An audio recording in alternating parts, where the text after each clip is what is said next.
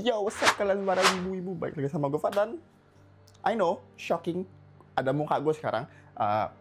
Gue lagi di rumah HQ, jadi yes, gue bisa pakai muka sekarang. Dari title, udah tahu. Nih guys, chapter 3. Yes, gue actually bikin videonya, karena dari kemarin gue paling nggak bisa, karena apa? Rumah gue berisik mulu, jadi nggak ada quiet place. Anyway, let's jump into it. Nah, jadi di Kento 3 ini kita akan berurusan dengan Sinclair. Jadi, sebelum kita mulai ke Sinclair dan trauma Sinclair, mari kita build up dulu skenarionya. Jadi, di awal Kento 3 ini kita ini dikasih tahu sama Vergilius bahwa kita bakal ke K-Corp.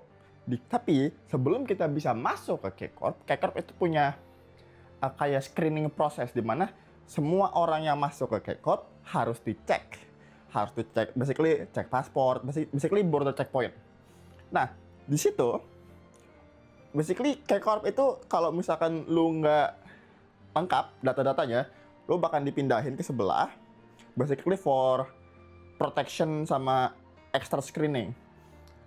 Cuma kan masalahnya di grup kita ada Gremlin 1 yang rusuh kan, Don Quixote, dan Don Quixote berulah, basically ada kayak partisi kaca gitu, sama si Don kayak haha dos, ditojos pakai lensnya dan bilang justice.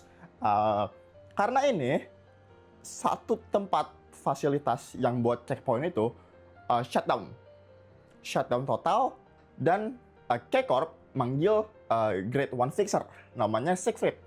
Siegfried datang buat ngesahin masalah di checkpoint ini.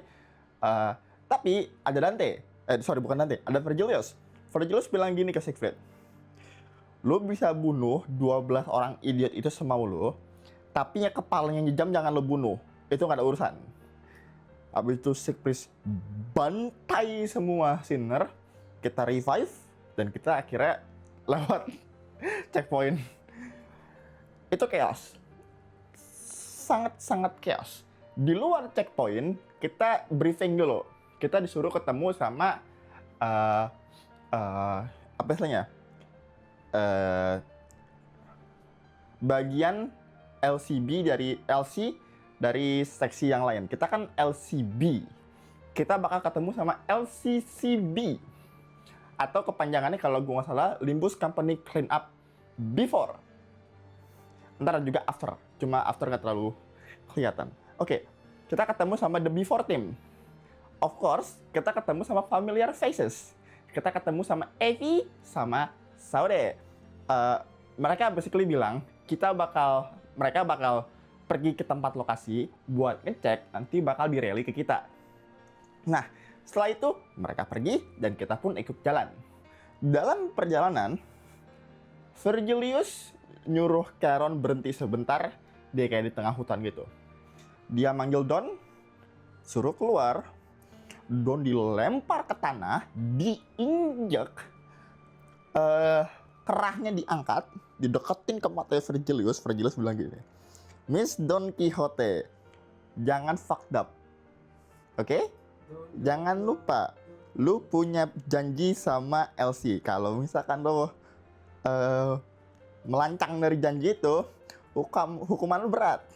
Miss Don Quixote, abis itu tangannya diputusin, terus dilempar ke bawah, terus Vergilius balik lagi ke bus.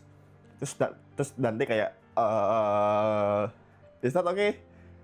Terus kayak Vergilius bilang, lo bisa putar balik jamnya. Akhirnya kita putar balik jamnya Don masuk, basically kayak, gimana ya, lo kayak anak kecil diambil permennya, melas. Habis itu Dante atau gue lupa siapa, mereka nanya sama Vergi, kita mau kemana? Vergilius pun bilang kalau kita ini bakal ke sebuah desa kecil. Sebenarnya gue lupa mereka bilang kota apa desa, tapi lebih tepatnya kayak desa kecil dan berkembang kayak ke kota gitu, namanya Call. Sinclair langsung panik. Kita nggak dikasih tahu kenapa, dan kayak Sinclair, lu kenapa? Lu cuma dikasih tahu satu nama kota doang langsung panik. Habis itu kayak Rodion sama Gregor tuh kayak mulai nenangin Sinclair. Tapi di proses tenangin Sinclair ini, radio bus Mephistopheles bunyi. Dan habis itu diangkat sama Gregor. Gregor mikir, oh, Effie atau Salt. Pas diangkat, dibilang, Effie, apa kabar? Suaranya statik, gak ada yang jawab. Terus tiba-tiba di belakang itu ada kayak suara deep kayak dan segala macam. Terus ada suara siulan. Sinclair makin panik. We don't know why, tapi Sinclair is tweaking. Setelah itu kita dihadang. Ada something yang dilempar ke belakang kaca Mephistopheles sampai pecah. Dan semua sinar harus keluar dan ngecek itu apaan. Oke? Habis itu setelah kita keluar, kita dihadang sama Insecutor Google cara baca gimana? Dari N-Corp. Mereka di sini bilang kalau di desa yang kita mau tujuin itu lagi ada purge. Jadi kita nggak bisa lewat. Terus bilang oke, boy. Okay, we gonna just go. We're not gonna go there. Kita bakal pergi ke tempat lain. Bohong. Cuma pas mereka lihat ke Dante, prosthetic, purify it. Langsung kayak dia bilang kayak, oh, wow, body. Kita nggak main kayak gitu. Terus si Insecutornya bilang, oke, copot palanya. Kayak, kayak kita nggak bisa deh. Dan akhirnya kita berantem sama Insecutor N-Corp. Setelah kita ngalahin mereka, kita pun lanjut ke kotanya. Nah, setelah sampai di tempatnya, kotanya itu basically kebakar. Rumah-rumahnya kebakar, jalanannya kebakar, dan oke, ini agak grafik. Jadi kalau misalkan lu masih nggak percaya game ini dark, gue bakal ngejelasin sedetail mungkin apa yang lo lihat di kota ini. Dari pintu masuk sampai pintu keluar kotanya itu penuh sama hiasan pohon Natal. Which is oke. Masalahnya hiasannya itu bukan ornamen, tapi organ dalam orang. Dan kayak kepala robot, orang digantung, khusus dijadiin kayak tali listrik, dari pintu masuk sampai pintu dalam. Sampai ada seinget gue pohon, itu isinya orang semua. Abis itu, kita sempat diganggu sama suara speaker. Di sinilah kita bakal mulai dapat sedikit backstory buat beberapa sinar kita. Jadi, di sini dikasih tahu bahwa suara yang di speaker itu bilang kalau, maaf, tempat ini lagi off limit, kalian bisa pergi dulu. Sinclair lebih tweaking lagi, karena dia tahu itu suara siapa. Tapi Sinclair masih shut mulutnya. Terus speakernya bilang kalau ini lagi ada teritori N-Corp. Dante pun bertanya, walaupun secara teknik yang punya speaker nggak bakal bisa dengar suara Dante. Basically Dante tuh kayak speaking out loud, dia tuh ngomong asal nyebut. Dia kayak bilang, apa N-Corp ada urusan apa di sini? Merceau, yes, Merceau. Akhirnya ngomong di Kento 3. 2 Kento pertama anak ini yang ngomong.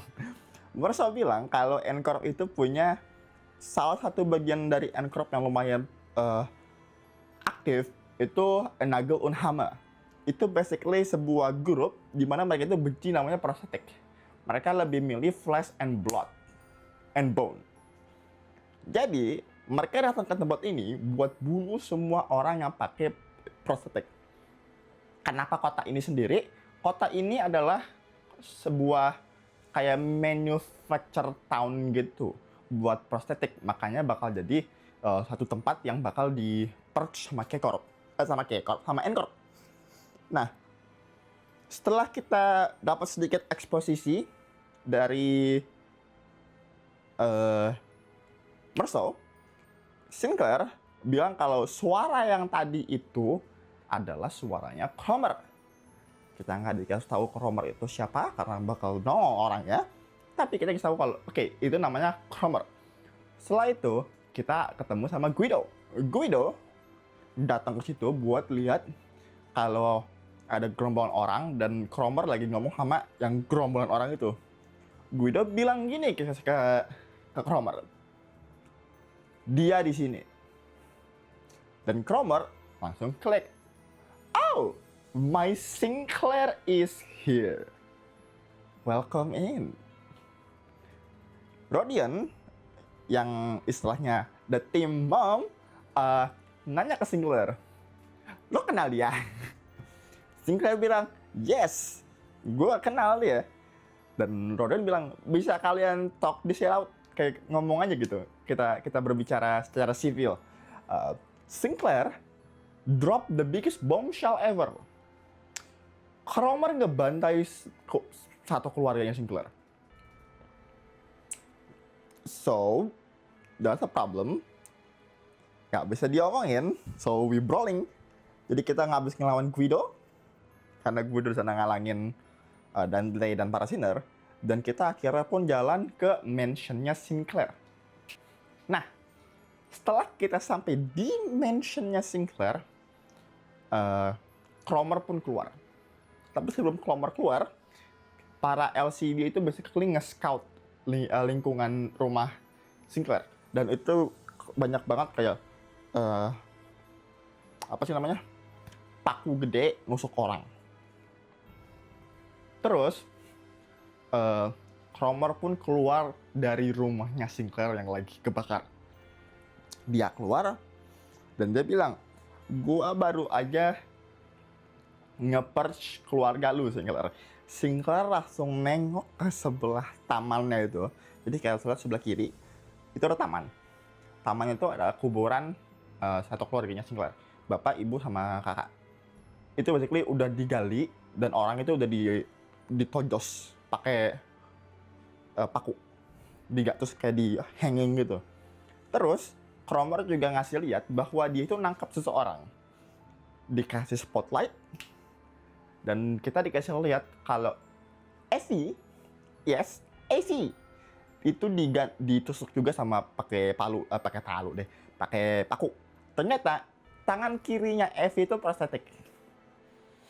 So yeah, Effie sekarang basically bleeding out di paku itu. Otis bilang gini ke Dante, gue bisa bikin dia koit dengan cara paling merciful. Bisa gue lakukan? Dante bilang, oke, do it. Oke, buat kalian yang udah tahu lore Project Moon atau tahu sedikit soal K-Corp, lo bakal mikir, biarin aja Effie di situ sampai mati. Kan ada K-Corp. Dante nggak tahu. Di sini kita itu kita itu karena Dante masih amnesia, Dante itu nggak tahu K-Corp itu apa, ataupun K-Corp Impel. Kita nggak tahu, Dante itu nggak tahu. Jadi Dante itu pikirannya, oke, ini lost cause. Mendingan daripada kita biarin dia suffer di sini berjam-jam, kita akhirin aja. Jadi Dante suruh Otis nge-koitin Effie, dan Effie pun akhirnya tewas. Cromer nge-taunting Sinclair kayak, it's been a while, you back for me, right? To join me on this purge. Sinclair makin marah lagi. Itu basically going on rage, dan kita harus ngelawan Guido lagi. Di saat kita lawan Guido, setelah battle-nya selesai, itu Sinclair itu masih emosi. Itu Guido itu dipummel,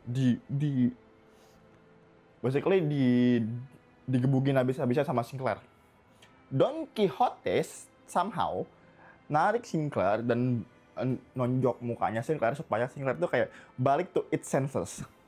Basically Don Quixote bilang gini, Sinclair, jangan kebawa emosi, ntar lo bakal dimarahin Virgilius. Akhirnya Sinclair agak tenang sedikit, dan kita pun masuk ke basementnya Sinclair. mencari Cromer and the Golden Bow.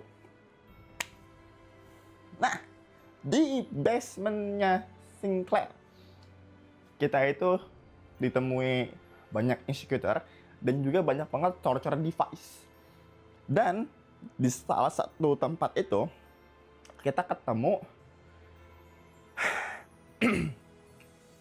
salah satu orang yang kita kenal juga. Saude itu lagi basically diikat di tembok, lagi bleeding, dan dibiarin aja di situ. Dan pas kita pengen nyelamatin Saud, Guido datang lagi. Ternyata Guido masih hidup. Basically kita lawan Guido lagi, dan setelah kita lawan Guido, kita ini basically exhaustion, kita kecapean. Jadi kayak 3/4 sinar itu udah pada mati, sisa beberapa orang doang. Dante itu dipegang sama Guido, dibilang ke Saud, kalau lu mau hidup, bunuh orang ini. Saud nggak bisa juga bunuh Saud itu kan. Jadi kayak Saud tuh kayak kurang berani lah. Terus akhirnya dari belakang Sinclair datang, motong, ngecop badannya Guido dari belakang, tak, Guido jatuh. Terus Dante inisiatif buat ngelepas Saude sama nge-revive Parasiner. Setelah Parasiner udah ke-revive, Saude pun nanya, Evie gimana kabarnya? Apa dia berhasil keluar? Honglu, dia being merciful. Dia bilang, Evie baik-baik aja kok. Tenang aja. Akhirnya, Saude agak tenang. Cuma dia pikir kayak, lo tau gak, kalau itu paling jelek itu kalau bohong. Kalian gak bisa bohong.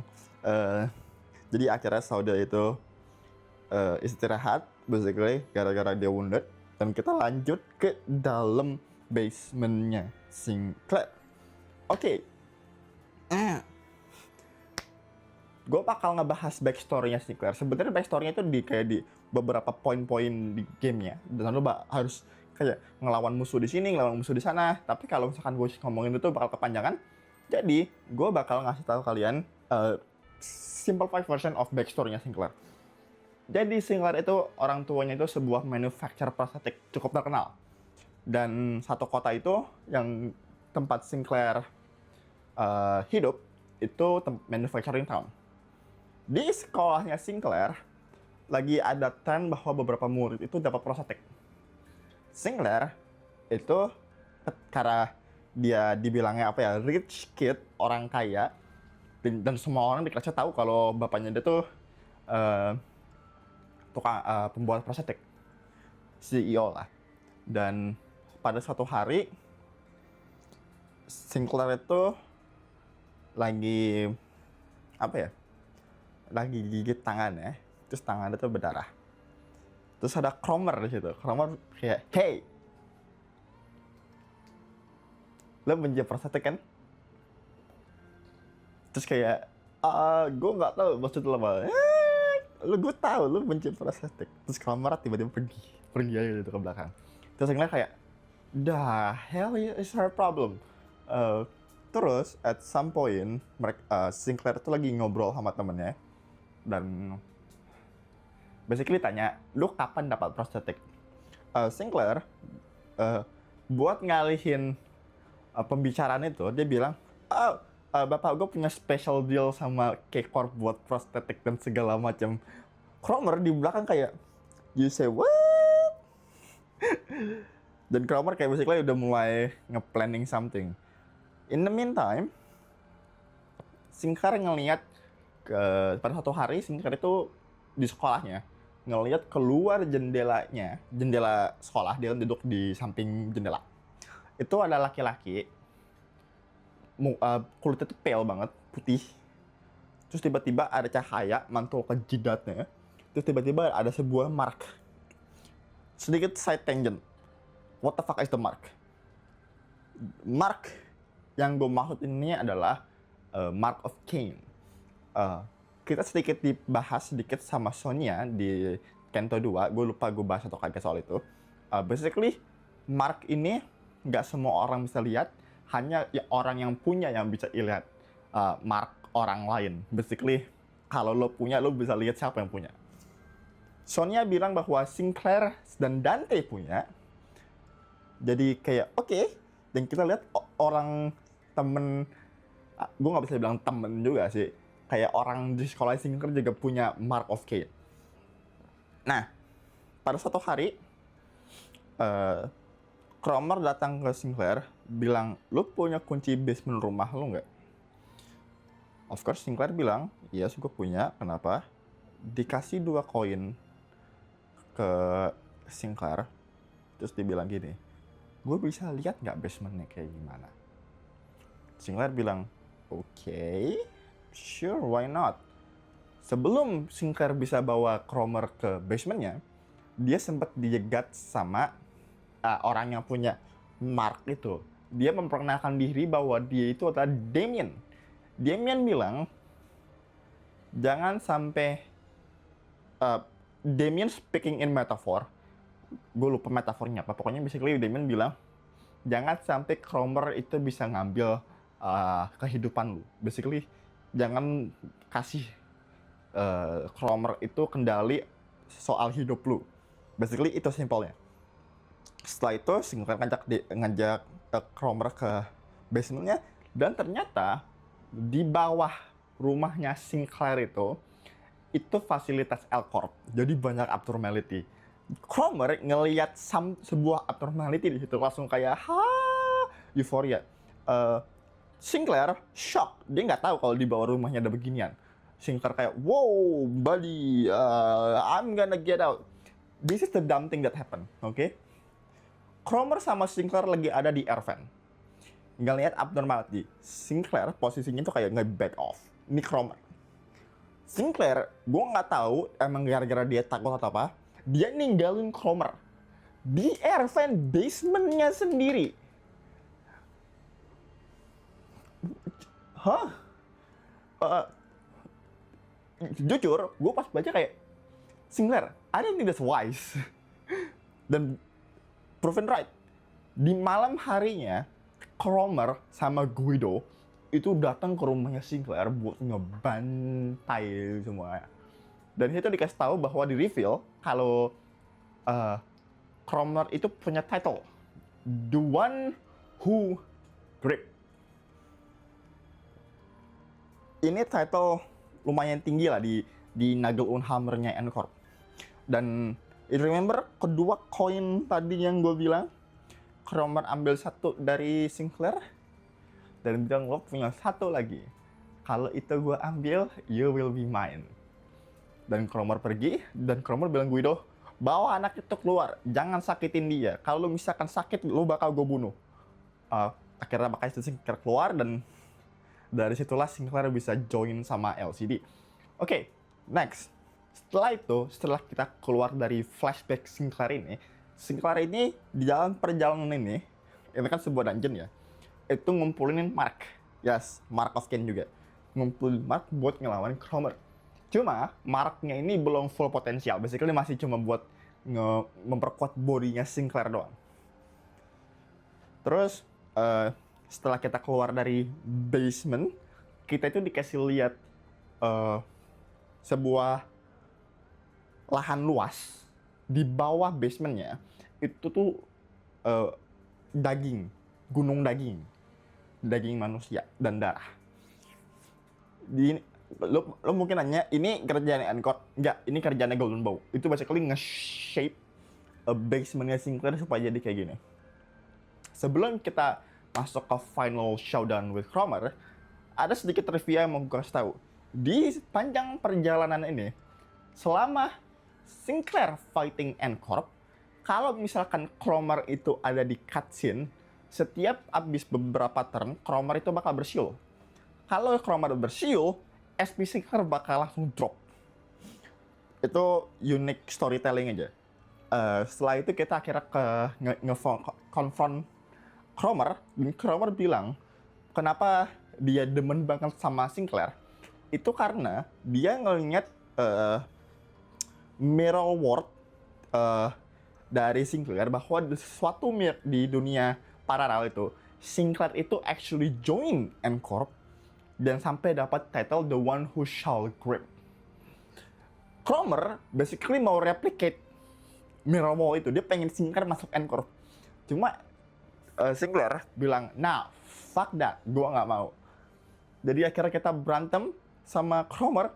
Nah, di phase 1, Cromer itu berantem dalam bentuk manusianya. Di phase 2, Golden Bow-nya ini resonating sama Cromer.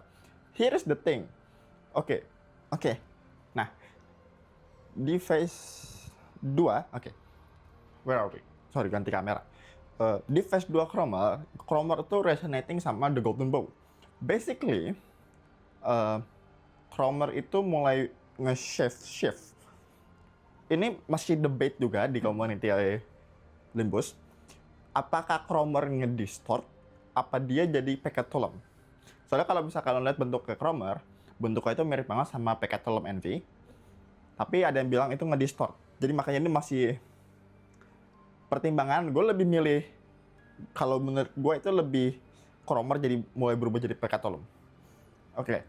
Setelah kita ngelawan Cromer itu basically ngebantai semua Sinner dan sisa Sinclair. Sinclair itu berusaha banget buat ngebunuh Cromer sampai dia itu manjat gunung Flash-nya itu tuh basically nggak bikin tulang sama badannya itu nge-melt. Jadi kayak tembus ngemakan, jadi tiba-tiba kayak basically lu bisa ngeliat tulangnya. Horror banget dah. Tapi di moment of desperation ini, Dante juga udah mulai badannya tuh udah mulai dimakan sama gunungnya sendiri. Turunnya dari atas ke bawah, seorang laki-laki twink, rambutnya hitam, bajunya biru, dari langit ke bawah, Damien. Yes, Damien is back. For what? Vengeance. Kurang lebih. Basically, Damien datang ke sini buat nyelamatin Sinclair. Damien whoosh his hand and Cromer kebelah dua. But also, not to self. Damien ngeluarin 7 Ring of Light. It doesn't mean shit right now, but keep that in mind. Setelah itu, Damien bilang kalau, hey Dante, gue tahu lo bisa denger gue, dan gue tahu gue bisa denger lo. Here's the thing, terima kasih telah mensupport Little Sinclair. Please, bantu dia untuk grow. I am rooting for you, Dante. Bye. Basically, Damien datang bilang ke Dante, kerja bagus buat bantuin temen gue. Also, keep up the good work. Bye. Boom. Damien melayang lagi ke atas, dan menghilang. Dante, yang situasinya sekarang udah lemah, itu basically udah mau pingsan. Nah, tapi sebelum Dante completely pingsan, Dante itu bisa dengar suara kayak pasukan datang, bilang, oke, kita udah datang, mana manajernya, kita selamatin manajer, yang sisanya bodo amat. Injek di MPO, Dante bisa denger itu.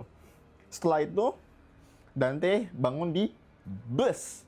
Ternyata kita diselamatin sama anggota K-Corp yang nge-injek K-Corp MPO supaya kita bisa basically hidup. Nah, setelah kita sampai di bus, kita actually berhasil dapetin 1 Golden Bow. Dan kita kayak, woohoo! Rodion bilang ke, Virgilius, bisa nggak kita celebrate, kita makan-makan pakai chip kasino yang gue colong. Dan yes, Virgil bilang, oke, boleh. Jadi akhirnya Virgilius beli makanan buat para sinner dan mereka makan, dan endingnya pun rolling. Dan kita denger pass on dari suara Sinclair. Oke. That's it buat Kendo 3. Lumayan menarik dari segi development karakter, story, dan music. Oh ya, ini juga pertama kalinya kita denger musik Mili. Karena 2 Kendo pertama nggak dapat, Kendo 3 dapat musik Mili. Anyway, buat Kendo 4, ada kemungkinan gue bakal bagi 3. Dan itu bakal berlaku buat semua Kento. Karena Kento 1, Kento 2, Kento 3 itu pendek. Dari semua Kento ya, itu 3 Kento itu pendek. Kento 4, 5, 6, 7, 8, 9 itu tuh basically 3 kali lipat deh. Jadi kemungkinan bakal gue potong. Jadi kayak ntar mungkin lo bisa lihat di videonya di Kento 4 mungkin kayak Kento 4 part 1. Oke, jadi ya gue harap kalian have fun main Nimbus dan baca story-nya sendiri. So, jangan lupa like, comment, dan subscribe. Jangan lupa di deskripsi di bawah ada link Discord. Masuk, please. Gue on di itu. Yang satunya lagi nggak tuh. Cuma gue doang yang on. Jadi kalau misalkan ada apa-apa yang mau tanya aja di Discord. Kemungkinan bakal gue jawab. Kalau misalkan nanya Rasham, ntar mungkin gue reply message-nya buat ke orangnya supaya orang bisa baca. Anyway, itu dari gue. Sampai jumpa di video selanjutnya. Bye-bye.